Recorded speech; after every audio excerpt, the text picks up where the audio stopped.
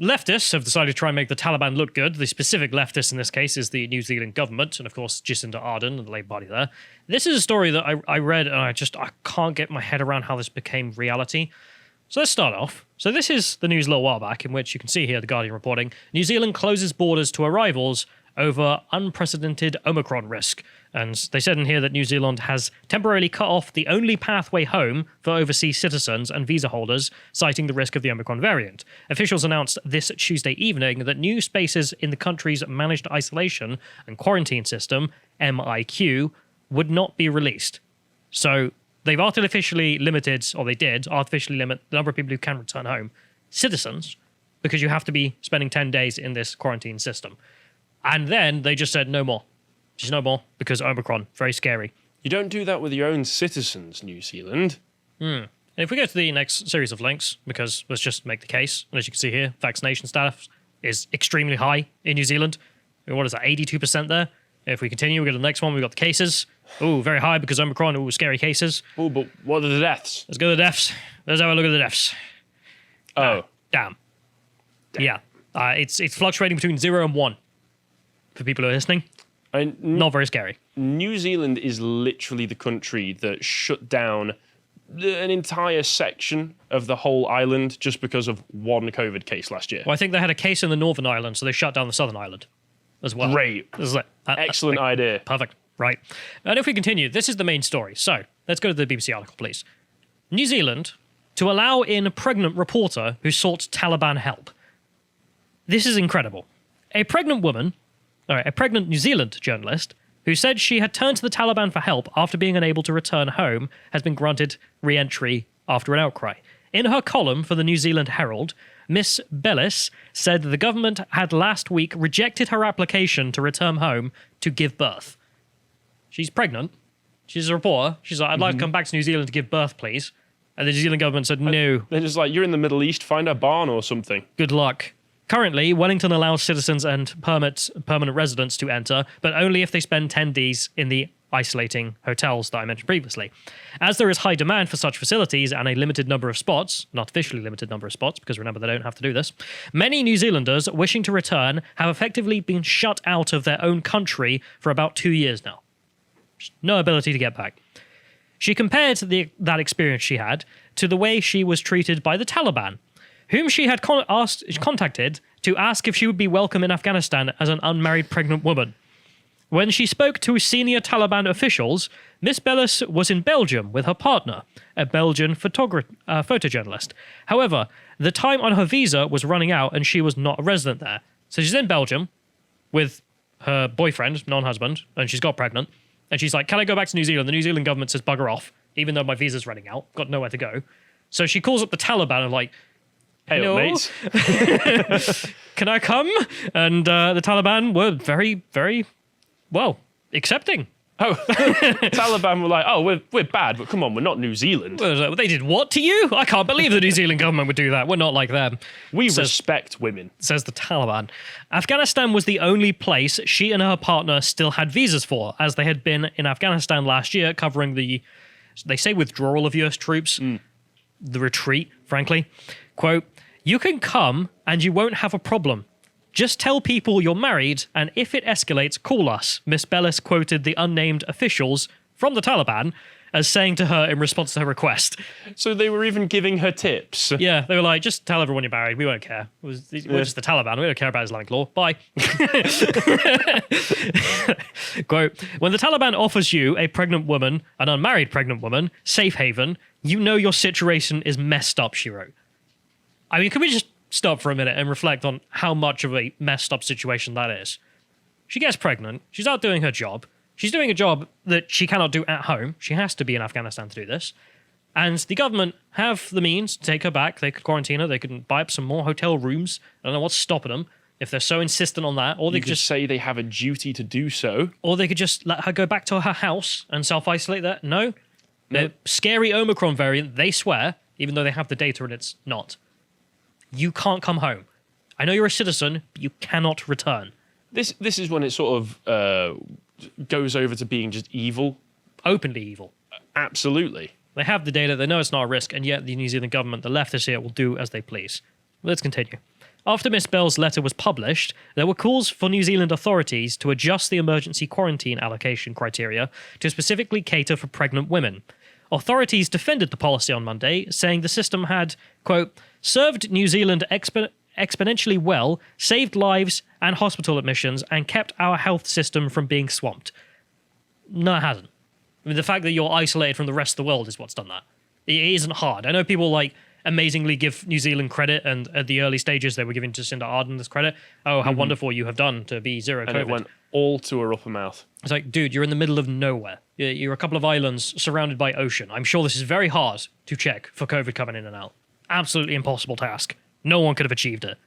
And they say in here, the government has also said Miss Bellis had been advised to apply for a visa again under a separate emergency category. So their initial response was, I'm very sorry about that. I know you're in Afghanistan and pregnant. Too bad. Fill in another form and we'll swear we'll accept it. Sure. It's the fact that it took this for them to go, should we let the pregnant women back in? I don't know. It's unclear if that took place, the BBC write, or if she had now been granted entry under her original application. Quote, there is a place in managed isolation and quarantine for Miss Bellis, and I urge her to take it up. Deputy Prime Minister Grant Robinson told reporters at a daily COVID briefing. It had to go all the way up to the Deputy Prime Minister for her to even get a place. Who I hope went, yes, obviously bring her in. Yeah. He denied that the action had come as a result of the attention to her case, saying staff dealt daily with emergency applications. Right. If it wasn't the attention to the case that made you do this, why did we have to get the Deputy Prime Minister to make a statement? Why was it not enough for some civil servant, someone in the process to have done that? Obviously, it's because of the attention to the case. Just open lie. Open lie. Why only after the article did you suddenly decide that she needs to come? And we can have this story and put it right next to the leftist government New Zealand's response to refugees from Afghanistan. Were they more than happy? More than happy to make room. Oh, come in, we've got plenty of space. Here's a story. Former Afghan vice president given safe haven in New Zealand. A former vice president of Afghanistan and 13 family members have arrived in New Zealand after the government granted them resettlement. This in January as well. But your own pregnant citizens, no. Not so much. They can get stuffed. In fact, they can go back to Afghanistan and stay there. They'll be just as safe. This guy says there's some nice people he can put you in touch with. Yeah, and there are only certain Afghans, of course, as you can see the fact that he's a former prime minister, therefore he gets this privileged position as well.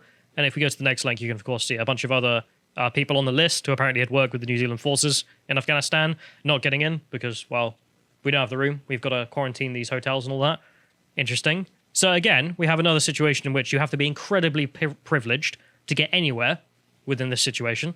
If you're not privileged, go to hell. That's right, I'm a leftist. I care. I stand for workers' rights. I stand for the underprivileged, which is why I only privilege the privileged. We are the side of empathy. Yeah, and if we go to the next link, we can see that Charlotte Bellis seems to have a Twitter and she updates posts there. So next link, please. Then we can see the fact that she also wrote in here that, well, did she get in because she's a pregnant woman? No. The approval was not granted on the basis of medical needs, but on the risk factor, out of location. So if she'd stayed in Belgium, they would have gone... Are you sure it wasn't risk factor to New Zealand's PR? Yeah. There it is. That's probably what it is. But the fact that, yeah, you're in Afghanistan, so we'll accept you. So they still don't accept that if you're pregnant, you have any right to come back to New Zealand. No, you're screwed. You can go to hell. That's the position of the New Zealand government. Fantastic. And if we go to the next one, there are, of course, government also trying to make her look bad. So this is some minister who decided to issue a statement saying things that, well, she hadn't allowed them to leak. So in here, they say the government then decided to make her look bad, saying, included when a minister believed she had arrived in Afghanistan, that information, and that she had been offered consular assistance. And Bellis said she never gave consent for this information to be shared, and also that it's untrue anyway. So she didn't know how to talk to the consulate because it's Taliban-controlled Afghanistan. Never mind actually talking to them. Yes, hello, I'm just a journalist. Can you talk to me, please? Yeah. That's not going to go well. Apparently, it's just bollocks. So the ministers for the government went out and tried to shame her and make it seem like, oh, well, she's just not taking the assistance we're offering, even though she says, I haven't got any. But I don't know how to talk to your consulate. I'm in Afghanistan, mate. what do you want? And we continue, because, of course, it's not just her. If we go to the next link, we can see lobbying groups trying to lobby for the Baby Bridge initiative, which is to bring pregnant women back to New Zealand so then they can give birth there. I mean, you think the most basic fundamental rights as a citizen would be to come back to your country? Nope. Apparently not. Too good for you. That sounds like entitled talk there. Yeah, I just look at this situation for a minute. Of course the Taliban are exploiting it for PR, but there's a reason they can do that. And the reason is because of the New Zealand government and the leftists who run it. It's their decision. They're the ones making the Taliban look good, not anyone else. And also the fact that the amount of privilege you do have to get. I mean, the criticism of her that she is only able to get back in because of her journalistic privilege, that she can write an article and get the Deputy Prime Minister to say something. Sure. Also, the Vice President of Afghanistan getting his place with his 13 family members. This is the society they've built. I mean, you have built a society that is only for the privileged, not for the many. As Corbyn would say. That's real leftism. Fantastic. And I thought we'd end with some leftism by just going through some brain-dead leftist takes on this whole situation, because, man, they are amazing. Let's go to the next one. So this is some of the highest things I just found on twitter.com, because it's a leftist hive. See this person here saying, the journo Charlotte Bellis hasn't lived in New Zealand for 7 years and doesn't work for a New Zealand company. She thinks being pregnant is a medical condition and fulfills the criteria for an emergency spot. Once again, white bourgeois privilege is trumpeted in the New Zealand press. I mean, number one, being pregnant isn't a medical condition. Okay. Yep. Try and argue that one with anyone. But also, white bourgeois privilege. I'm sure they're probably keeping any Maoris out as well who may have left the country and want to come back. Yeah, I don't think it's based on race. Yeah, but no. If he wants to argue that she's a journo who's white and therefore bourgeois and then has privilege, yes, dumb. Well, okay, we'll accept that as true, Mr. Leftist. This person has labelled themselves on Twitter Pinot Gris demon socialist. Yes, I would say you are living up to the demonic aspect of your title, you absolute moron. So think about this for a minute, Mr. Socialist. We put a socialist government in charge, and what did they do? Oh, they only allowed privileged people back into the country and closed the borders. Never could have seen that one coming. It's almost like there is some problems there with privilege. No, that's leftist. Can't criticize them. So let's move on. So I just, the fact that it's like the Afghan bourgeoisie also get in with his 13 kids. But just what about the non-bourgeoisie for a minute? I mean, no, they don't get in. That's the point. That is, yeah, it's a socialist criticism of your socialist government as well. There's also just the moral one. Then we also just have Jacinda Ardern herself, and I thought I'd mention this because it's an amazing piece of footage that exposes, well, the way these people think. So this is her being asked about the fact that she's made two classes of people, the vaccinated and unvaccinated, and as you can see her saying there, that is what we've done. More than happy, big grin on her face, just saying, yep, that's absolutely what I am doing. Almost like it's part of the plan. Direct quote from her, that is what it is. As in, yes, that is exactly what we're doing. We're mating two classes of people. And I couldn't be happier. And oppressing one of them. That's class struggle, comrade, right there. Dividing people into classes and then oppressing one of them. Except that is exactly what socialists do. I've got a great name for the unvaccinated, the kulaks. Why not? I'm sure it'll stick. Perhaps Refusnik instead. And then we thought we'd go with one more example, so let's end off with the last one here. So this is someone being saying that Charlotte clearly believes there should be no quarantine and that New Zealand should be living with COVID. I mean, this is based off the evidence. She's a big fan of Dan Wootton and clearly dislikes the PM because she's crap. She has deliberately politicised her situation despite the quarantining and New Zealand High Commission trying to help her, except apparently that is also bollocks. And if you click on the second link here, this is what they're referencing, because the Prime Minister, Jacinda Ardern, decided to say that I have to take sacrifices too in all this that I'm putting upon you. She has cancelled her wedding. She's just like you or me. Wow. She's had to cancel her wedding because of her own policies. This isn't a sacrifice. This is like you shot yourself in the head, mate. I don't know what to say. You could have just not put the policies in the first place. Yeah, and as you can see, this person responding there being like, oh, such is life. Well, no, it's a decision that she made, even though 90% of the people are vaccinated, and Omicron clearly is not killing people. Doesn't care. It's just open corruption. But it's a fantastic story to demonstrate how evil these people are, I think. Yeah, no, I think there's no way of hiding it at this point. Sorry, you're a pregnant citizen of our country. No, you can keep out. The Taliban will take care of you better than we can. Yeah, and they did. They did. Actually did. back in September when this happened, did you expect to be hearing stories of only a few months later about the Taliban seemingly taking in poor New Zealand refugees?